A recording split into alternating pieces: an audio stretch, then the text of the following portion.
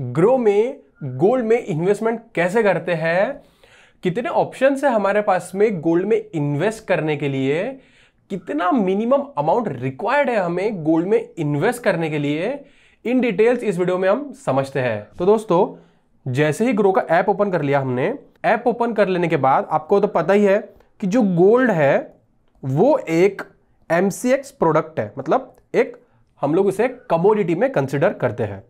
उसी के साथ हम लोग ये देखेंगे कि ETF द्वारा और म्यूचुअल फंड द्वारा हम लोग गोल्ड में जो है वो कैसे इन्वेस्ट करें।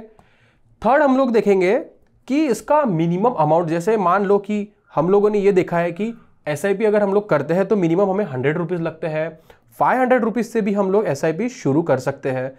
लेकिन गोल्ड में इन्वेस्ट करने के लिए हमें कितना अमाउंट रिक्वायर्ड है, चलिए देखते हैं। तो ये जो सर्च वाला सेक्शन है दोस्तों, इसके ऊपर हम लोग क्लिक कर लेंगे।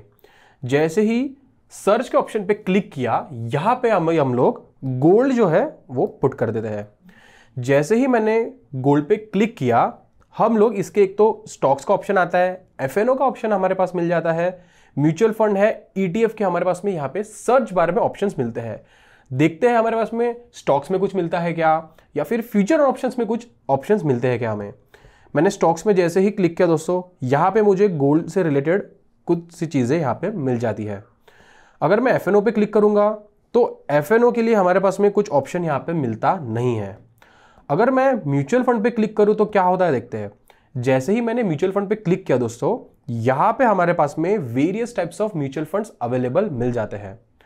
अगर हम लोग ETF पे क्लिक करेंगे, ETF पे क्लिक करने के बाद यहाँ पे हमारे पास में ETF के लिए भी बहुत से ऑप्शंस अवेलेबल मिल जाते हैं। तो सबसे पहले हम लोग म्यूचुअल फंड देखेंगे। म्यूचुअल फंड पे क्लिक करने के बाद यहाँ पे जो फर्स्ट म्यूचुअल फंड आ रहा है दोस्तों, Tata gold ETF FOF fund, इस पे हम लोग क्लिक कर लेंगे। इस पे क्लिक करने के बाद दोस्तों, यहाँ पे अगर हम लोग स्क्रॉल डाउन करेंगे तो हमें यहाँ पे इसका NAV जो है वो मिल जाता है।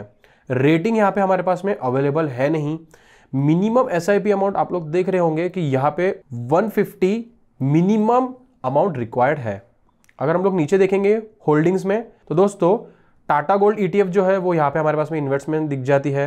अगर हम लोग रिटर्न्स एंड रैंकिंग्स पे देखेंगे तो यहाँ पे हमारे पास में इतने ऑप्शंस मिल जाते हैं। इसके रेशियो उसका और एग्जिट लोड दोस्तों, जो एक इन्वेस्टर के लिए बहुत इंपॉर्टेंट है। जैसे हम लोग एक्सपेंस रेशियो को देखते हैं, एग्जिट लोड कितना है हमें वो भी हमें पता रहना चाहिए। तो इसका एक्सपेंस रेशियो जो है दोस्तों वो है 0.19% का, और एग्जिट लोड जो है वो है 0.5% की। अगर आप लोग यहाँ पे देखोगे दोस्तों, if redeemed with in 7 days, मतलब दोस्तों जैसे आपने आज खरीद लिया इसे, मतलब मान लो आपने 7 तारीख को इसे परचेस कर लिया, तो आप 14 तक, मतलब 14 नवंबर तक अगर आप इसे रिडीम करते हो, मतलब सेल करते हो, तो आपको 0.5% का जो है एग्जिट लोड यहाँ पे लगेगा। अगर आप 7 डेज से ज्यादा करोगे तो आपको एग्जिट लोड जो है वो 0 रुपीज यहाँ पे देना पड़ेगा।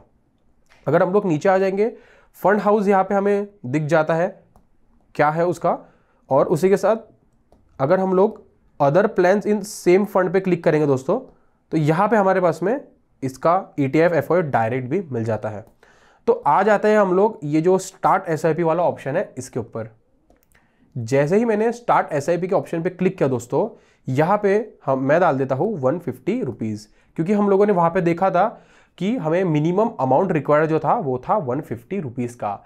अगर आपको इसमें इन्वेस्टमेंट शुरू करनी है तो हम लोग यहाँ पे जो है डेट, यहाँ पे आप लोग देख सकते होंगे डेट, यहाँ पे सिलेक्ट करके यहाँ पे आप आपकी जो UPI ID है वहां पे क्लिक करके ये जो नीचे वाला स्टार्ट SIP वाला ऑप्शन है इस पे क्लिक करके आप SIP स्टार्ट कर सकते हैं। अभी हम लोग यहाँ से बैक आ जाएंगे। बैक आने के बाद सेम प्रोसेस हम लोग 1 टाइम के लिए ही फॉलो करनी पड़ेगी। तो दोस्तों बैक आ जाने के बाद अभी हम लोग देखेंगे गोल्ड में हम लोग ETF द्वारा कैसे इन्वेस्ट कर सकते हैं। अब दोस्तों जैसे ही आप लोगों को पता है कि ETF जो है उसे हम लोग कहते हैं एक्सचेंज ट्रेडेड फंड्स। तो दोस्तों यहां पे हमारे पास में ETF का जो है ऑप्शन मिल जाता है। अब ETF तो आपको पता ही है एक्सचेंज ट्रेडेड फंड्स होता है, और उसी के साथ वो होता है रेप्लिका किसी इंडेक्स का हो या स्टॉक्स का हो या फिर वो गोल्ड का रहने दीजिए। मतलब अगर गोल्ड 100 से 1000 रुपीज चला गया तो आप लोग गोल्ड तो डायरेक्टली बाय नहीं कर सकते, इसीलिए हमारे पास में ETF का ऑप्शन मिल जाता है इन्वेस्ट करने के लिए। तो आ जाते हैं, पहला ही हम लोग जो ETF है इसे एक बार क्लिक कर लेंगे, ग्रो गोल्ड ETF। ये अभी जो फिलहाल इसका प्राइस चल रहा है वो चल रहा है 76 रुपीज के आसपास। अभी दोस्तों यहां पे हम लोग मिनिमम अमाउंट जो है वो लगेगा हमें 76.38 रुपीज का, ठीक है। लेकिन हम लोग जब म्यूचुअल फंड में इन्वेस्ट कर रहे थे तब हमें मिनिमम अमाउंट जो था वो लग रहा था 150 रुपीज का। अब ये जो है ETF जो है हम लोग इसे पैसिव और एक्टिव दोनों इन्वेस्टमेंट इसे कहा जाता है। और दोस्तों हम लोग ETF को बाय भी कर सकते हैं, जैसे हम लोग स्टॉक्स हो, फ्यूचर ऑप्शंस हो जिसे हम लोग बाय सेल करते हैं, सेम हम लोग ETF जो है इंट्राडे में 9:15 से 3:30 के बीच में इसे हम लोग बाय भी कर सकते हैं और इसे सेल भी कर सकते हैं। तो बाय के ऑप्शन पे मैं क्लिक कर लूंगा। जैसे ही बाय के ऑप्शन पे क्लिक कर लिया दोस्तों, यहां पे हमारे पास दो ऑप्शन है, एक इंट्राडे और एक है डिलीवरी का। तो दोस्तों डिलीवरी पे क्लिक करने के बाद यहां पे हमारे पास में दो एक्सचेंज अवेलेबल होते हैं, एक होता है NSE का और दूसरा है BSE का। तो इसमें एक ट्विस्ट है दोस्तों कि हम लोग NSE द्वारा ही इसमें इन्वेस्ट कर सकते हैं, BSE द्वारा हम लोग इसमें इन्वेस्ट नहीं कर सकते हैं। चलिए देखते क्यों। तो जैसे ही मैंने BSE पे किया आप लोग देख सकते हो not eligible to trade, okay. तो हम लोग इसे NSE ही रहने देंगे। और मैं यहाँ पे ना क्वांटिटी डाल देता हूँ। जैसे ही मैंने 20 क्वांटिटी यहाँ पे पुट किया दोस्तों, आप लोग देख सकते हो कि मुझे यहाँ पे रिक्वायर्ड मार्जिन जो है वो यहाँ पे शो कर रहा है 1600 के आसपास, और अवेलेबल बैलेंस भी मुझे यहाँ पे शो हो जाता है। अगर मैं बाय के ऑप्शन पे क्लिक कर लूंगा तो ये जो ETF है दोस्तों, ये ETF मेरे पास में मेरे डिलीवरी का जो सेक्शन है उसके अंदर चले आएंगे। तो दोस्तों इसी तरीके से हम लोग गोल्ड में ETF द्वारा और म्यूचुअल फंड द्वारा इन्वेस्टमेंट कर सकते हैं। कैसे इन्वेस्टमेंट करनी है मैंने तो इसमें स्टेप बाय स्टेप बता दिया है।